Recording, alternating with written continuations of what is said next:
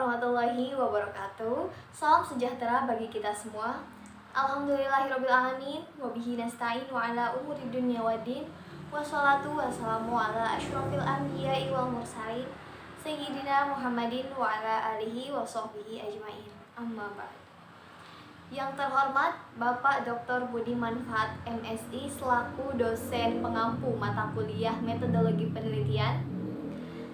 Baik, di sini saya akan mempresentasikan proposal penelitian saya yang berjudul Analisis Miskonsepsi Siswa pada Materi Dimensi 3. Nah, sebelum lanjut, izinkan saya memperkenalkan diri terlebih dahulu. Perkenalkan, saya Dewi Anggita, NIM 1908105104 dari jurusan Tadris Matematika semester 5 kelas C. Latar belakang. Idealnya, setiap mata pelajaran memiliki karakteristik tertentu. Begitu juga dengan matematika. Matematika memiliki objek kajian yang abstrak, yang meliputi fakta, konsep, operasi, dan prinsip.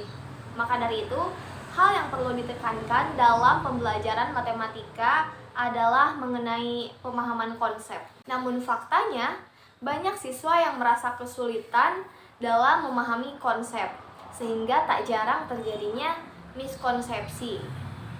Salah satu materi yang sering menimbulkan miskonsepsi yaitu dimensi 3. Maka dari itu penelitian ini harus dilakukan. Pernyataan masalah, siswa kesulitan dalam memahami konsep pada materi dimensi 3. Pertanyaan penelitian: 1. Miskonsepsi apa saja yang terjadi pada materi dimensi 3? 2. Bagaimana cara mengatasi miskonsepsi pada materi dimensi 3? Definisi miskonsepsi menurut Iriani, Tandiling, dan Hamdani adalah konsepsi-konsepsi lain yang tidak sesuai dengan konsepsi keilmuan secara umum. Sedangkan menurut Novak, miskonsepsi merupakan suatu interpretasi konsep-konsep dalam suatu pernyataan yang tidak dapat diterima. Dari beberapa pengertian tersebut, dapat diambil kesimpulan bahwa miskonsepsi adalah pemahaman yang tidak sesuai dengan konsepsi keilmuan secara umum. Kemudian L.S. Cox mengemukakan miskonsepsi ditinjau dari sifatnya dikelompokkan menjadi 4 bagian.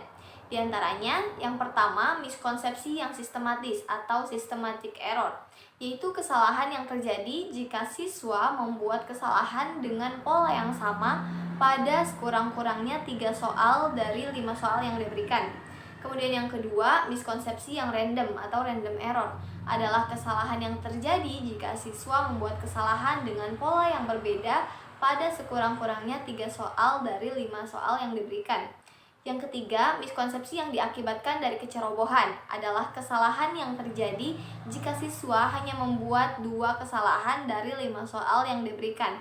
Yang keempat, miskonsepsi yang tidak dapat dimasukkan dalam salah satu tipe tersebut, misalnya lembar data yang tidak lengkap.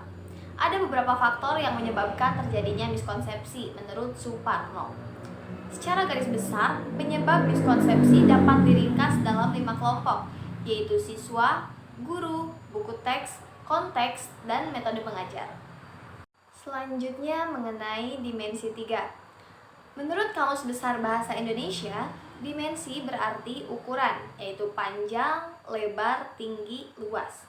Maka, dimensi 3 adalah sesuatu yang memiliki 3 ukuran, yaitu ukuran panjang, lebar, dan tinggi.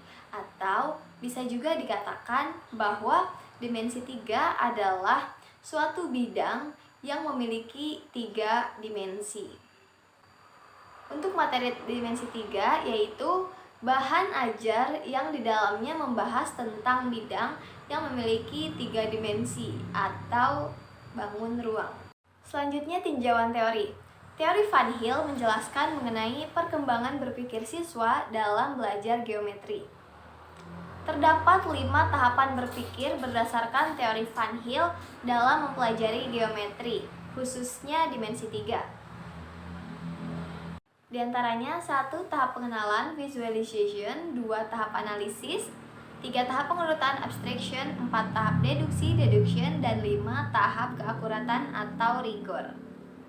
Selanjutnya tinjauan hasil penelitian terdahulu.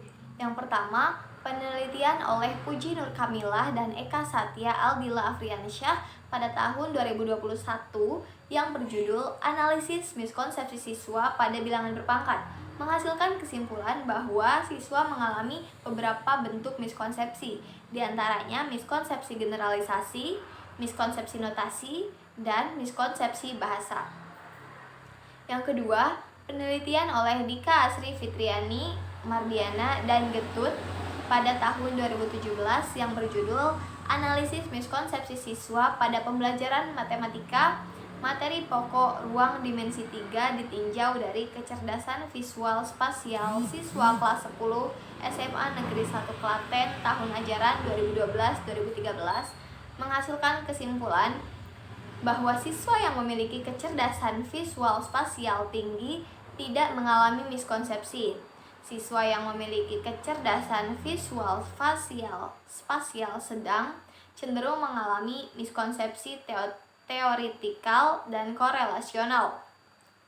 Sementara pada siswa dengan kecerdasan visual spasial rendah cenderung mengalami miskonsepsi teoritikal, klasifikasional, dan korelasional.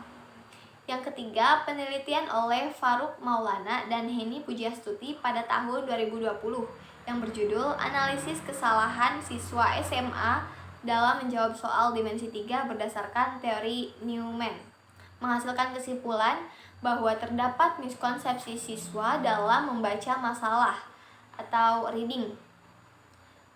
Siswa melakukan kesalahan saat memahami inti masalah atau comprehension, dan siswa melakukan kesalahan dalam mengerjakan soal menggunakan rumus dan langkah-langkah yang tepat atau proses skill.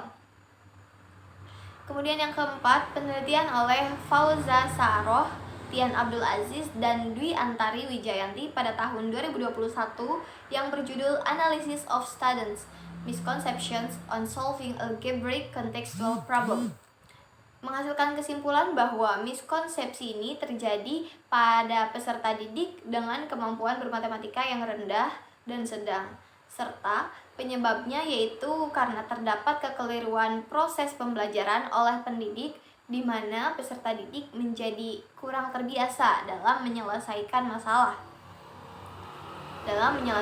masalah kontekstual ataupun soal-soal yang bersifat open-ended.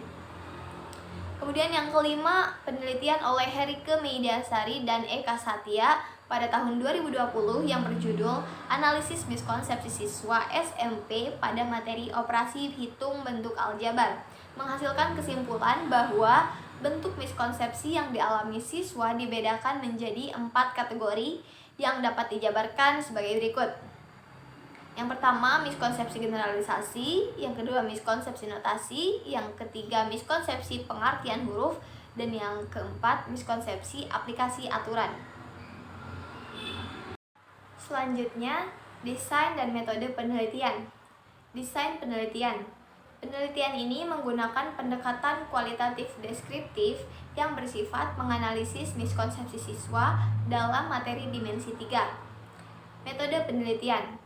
Metode pengumpulan data yang digunakan pada penelitian ini adalah observasi, tes, dan wawancara.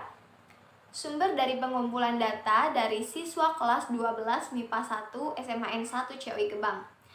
Teknik pengambilan sampelnya yaitu dengan mengamati bagaimana pembelajaran siswa di kelas oleh guru matematikanya, lalu siswa diberikan soal matematika tentang dimensi 3, kemudian mewawancarai ke siswa kelas 12 MIPA 1 tersebut tentang soal yang dianggap sulit dan tidak dipahami. Terakhir, menyimpan dan menganalisis data hasil tes. Nah, dalam menyusun proposal penelitian ini saya menggunakan beberapa referensi.